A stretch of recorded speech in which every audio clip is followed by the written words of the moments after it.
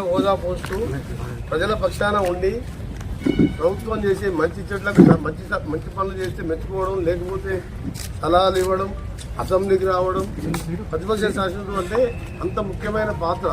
అది మరిచి 14 నెలలు కుంభకన్నులాగా అసెంబ్లీలో ఫామ్ హౌస్లో అసెంబ్లీకి రాకుండా ఫామ్ హౌస్లో నిద్రపోయి ఇవాళ మేము అసెంబ్లీలో మీరు చూశారు ఎన్నోసార్లు, అరే కేసీఆర్ మేము 14 మంది బలం ఉంది, మా పట్టి నుంచి వారికి 6 ఎమ్మెల్యేలున్నా టీఎంసీ నాయకులున్నా ప్రతిరోజు వచ్చి నువ్వు మైక్ ఇచ్చినా ఇవ్వకుండా ప్రజల పక్షాన పోరాటం చేసిండు.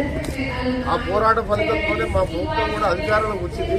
నువ్వు చేసిన తప్పులన్నీ కూడా 6 ఎమ్మెల్యేలతో ఉన్న బలం ఉన్నంత 39 బలం ఉంది, ఎందుకు వస్తలేవని చెప్పి ఆ రోజు మా పట్టి విక్రమార్క సిఎల్పి నాయకులు డిప్యూటీ శ్రీధర్ బాబు గారు కొట్లాడిండు. ఈయన 39 మంది ఉన్న 14 నెలలు 5 సార్లు అసెంబ్లీ పెట్టా రాలే.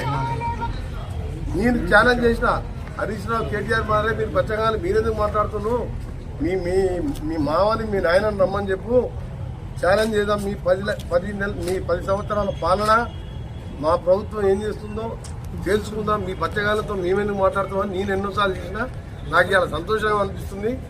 ఇవాళ నా ఛాలెంజ్కు నిన్న కూడా కేటీఆర్ నల్గొండకు వచ్చి నల్గొండను ఎండబెట్టి ఎస్ఎల్పి సొరంగాన్ని పండబెట్టి ఉదయ సముద్రం పూర్తి చేయకుండా మహాత్మా గాంధీ యూనివర్సిటీలో కాలు కూడా పెట్టాలి. 10 ఏళ్ళు జిల్లా మినిస్టర్ పెట్టలే, కేటీఆర్ పెట్టలే. అలాంటి వచ్చి వాడు వీడని మాట్లాడి నా మీద. అప్పుడు నిన్న చెప్పిన గాంధీ భవన్లా, అరే నువ్వు బచ్చగాని మీ నాయన పేరు చెప్పి ఎమ్మెల్యే అయినావు, హరీష్ రావు వాళ్ళ మామ పేరు చెప్పి ఎమ్మెల్యే అయినావు, కోమటిరెడ్డి వెంకటరెడ్డి అంటే ఒక రైతు కొడుకుగా ప్రజల నుంచి పోరాటం చేసి